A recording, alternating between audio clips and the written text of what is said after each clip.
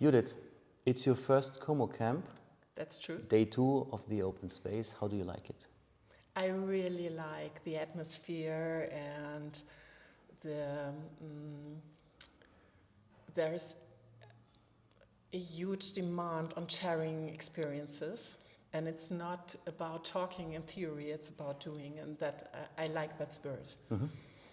Thank you. You did a workshop, and thank you for helping us out with providing great content. Your workshop was called Learning Conflict. Yes. So I take it you were teaching people how to fight. Actually, it was about recognizing that I am in a conflict.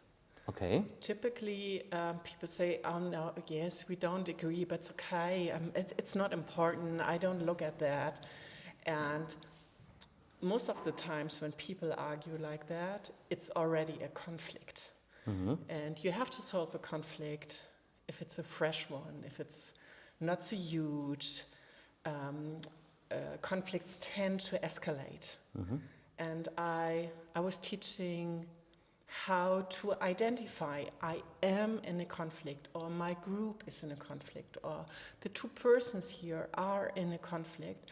And then I really taught how to identify the stage of the conflict, because in several stages there are several ways of solving a conflict, and it doesn't make sense if you are in a huge and grown conflict to say you just have to sit at a table and to talk about your arguments, because the contrahends won't be able to do that. Mm-hmm. So teaching conflict is understanding the different stages of a conflict. This is what I taught.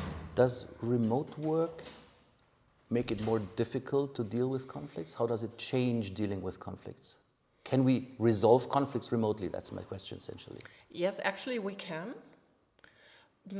Often it's easier when you meet people in person, because we don't talk only about with our voice, we always talk with our body. And there's that special, we say there's a chemistry between people, there's a bonding. Mm-hmm. And this is something which is not so easy to feel in a remote session. It's easier to feel it in a personal situation. Okay. But it's possible, and we do that to solve conflicts and just to recognize them, to name them, and to solve them also in remote sessions. Mm-hmm. ComoCamp, or the Como community, is rather strongly rooted in software development, and many mm-hmm. people have a software background. I know that you work in software backgrounds and also in other backgrounds. Yes. So are software developers the more difficult people?